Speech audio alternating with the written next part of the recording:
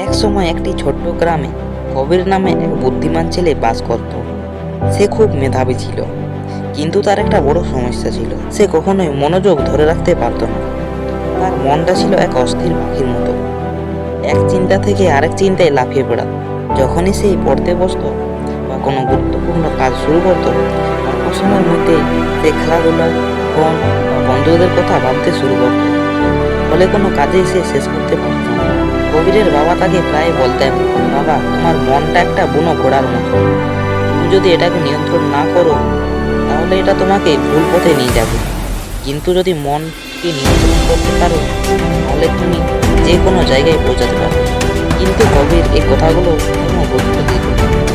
একদিন গ্রামে এক জ্ঞানী শিক্ষক গুরুজি এর কাছে তাকে নিয়ে যাওয়া হলো।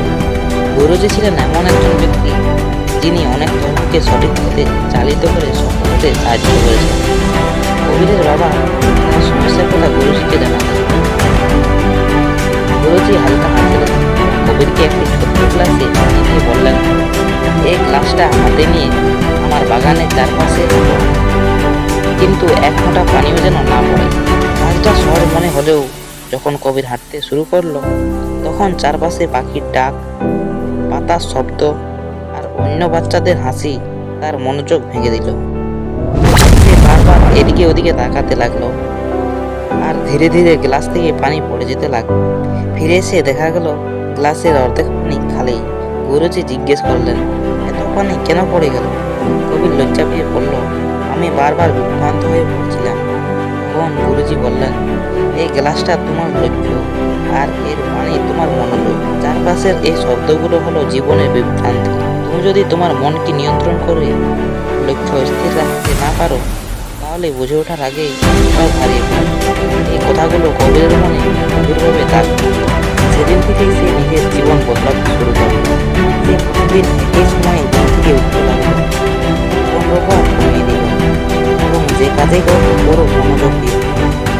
প্রতিদিন সকালে কয়েক মিনিট ধরে ধ্যান করত, যাতে তার মন শান্ত হয়। শুরুর দিকে এটা খুব কঠিন, তার মন বারবার অন্যদিকে করে যেত, কিন্তু সে আবার সেটাকে কাজে ফিরিয়ে আনত। দিন যেতে সপ্তাহ হলো, আর ধীরে ধীরে কবির নিজের মধ্যে পরিবর্তন অনুভব করতে লাগলো। তার স্মরণশক্তি বাড়লো, পড়াশোনায় উন্নতি হলো।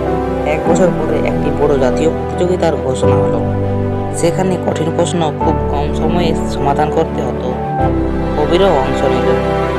অনেক ছাত্র কঠিন প্রশ্ন থেকে ঘাবড়ে গেল, কিন্তু কবি শান্ত থাকলো। সে এক সময় একটা প্রশ্নে মন দিল, ঠিক যেমনটা গুরুজি তাকে শিখিয়েছিলেন। ফলাফল প্রকাশের দিন কবিরকে বিজয়ী ঘোষণা করা হলো। সবাই তাকে অভিনন্দন জানালো, আর গুরুজি গর্বের হাসি হাসলেন। কবির প্রমাণ করল, একটি নিয়ন্ত্রিত শৃঙ্খলাবদ্ধ মন প্রতিভা, ভাগ্য, বুদ্ধিমত্তার চেয়েও শক্তিশালী। এরপর থেকে সে তার গ্রামে পরিচিত হয়ে উঠল সেই ছেলে হিসেবে যে নিজের মনকে জয় করেছে।